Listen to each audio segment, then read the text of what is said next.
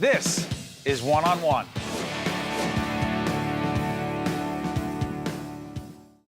Brought to you by Gary's Wine and Marketplace. This is One on One. I'm Steve Adubato. I will tell you, I'm going to introduce you to a great guest in just a second, but I got to tell you something.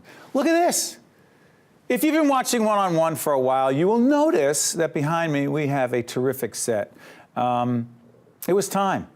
We have great guests. They continue to be compelling and provocative and interesting.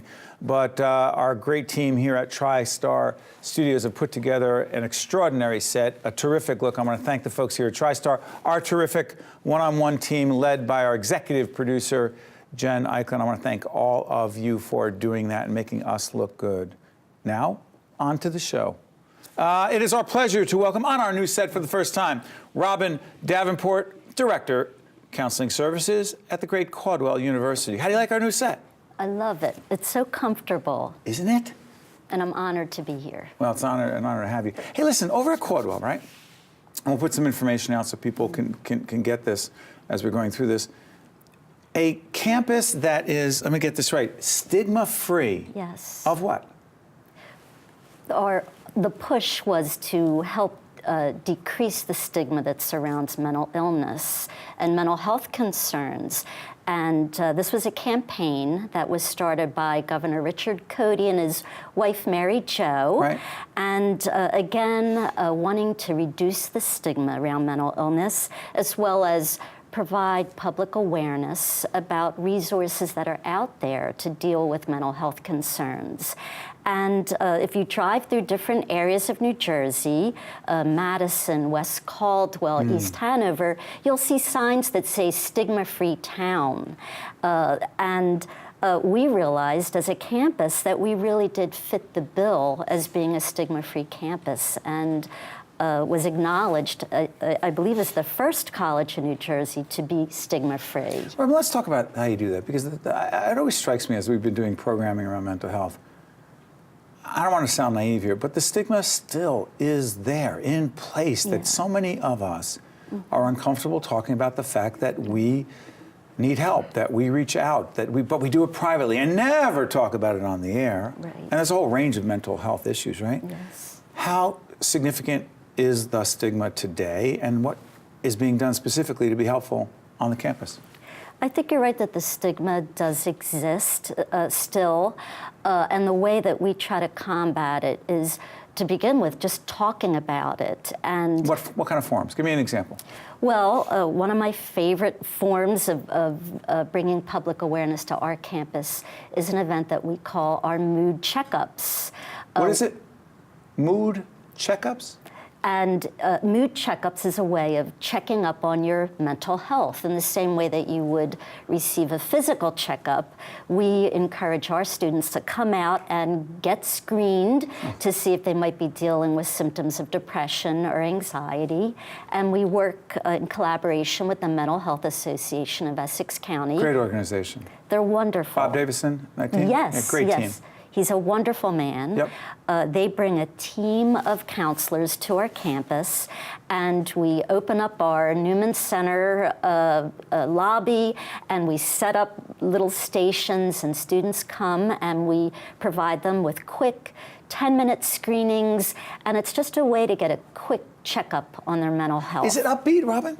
It's very upbeat. Because I bet people are listening right now. Some are saying, oh, so this is a depressing kind of thing where you go in and you talk about your problems, and then you talk about your problems, and then their problems seem bigger. That's not what it is. Not at all. It's actually a wonderful introduction to counseling for those who have never met with a counselor before. They can have a very friendly, warm conversation with a non-judgmental, caring listener. They fill out a checklist and they just go over it together. And I think often when people come to the screenings, they're thinking, maybe I am dealing with a little depression or anxiety, and I need some verification about this. So it's a very pleasant discussion, and then they're in a position to make a referral to our service at the college. Which is extensive. Yes. We are part now of a wellness center. Within that center, our motto is to treat the body, mind, and spirit. We try to take a very holistic approach, understanding the deep connection between the mind, body, and spirit. And you can't really treat any of those elements in isolation. One connects to the other. Often, let's say the individual that's having a lot of sleep difficulties or constant headaches or backaches, often there's some mental health reasons for those symptoms. So what's really nice about our center is we're able to make referrals from one office to the other, and provides for easy referral and streamlining of services. Let's think about this for a second. Let's think about what students are going through. You got faculty members as well. Students are going through academic pressures. They're going through social pressures, pressures to fit in on a campus, moving very often from home into a foreign environment, right? Or a strange environment. They're dealing with potential breakups in relationships. They're dealing with separation from their families. They're dealing with all kinds of issues, right? Yes, absolutely. And the assumption that, tough it out, right. You say? Regrettably, students sometimes have trouble toughing it out. In fact, if you Easier said than done. Definitely. If you look at some of the national surveys that have come out, and this is, across the nation, students at the time they arrive at campus are dealing with increasing anxiety and are really having difficulty with their own coping skills, feeling much more overwhelmed, again, from the moment they step foot on campus. So we see as one of our goals is to teach students resiliency skills, learning new coping strategies that they could practice well into later adulthood. Real quick, sorry for interrupting. There's a stress initiative, because we only have limited time here, because actually you have a couple. Yes, Is I it stress do. to rest? Is that what it is? I brought my NBA basketball that I got. I can't say the store because we don't plug. Unlike some other folks, we don't plug products. But I got this basketball that I use very often as a ball that I, carry around with me, and it's stress release. And I have this, it's just simply called Pay It Forward. I don't even know where I got it, in some store where they sell candles and incense and stuff. You have your stuff. Explain that. Well, these are our stress balls, and students love them. They have good squishability. Yes. And it's just a way to release a buildup of tension. And what we find with each individuals, they have different stress, their own coping mechanisms to deal with stress. Some people, they love to exercise, which is a superb way of dealing with stressors that are overwhelming a person. Another person might hate exercising. For them, it might be meditating or listening to soothing music.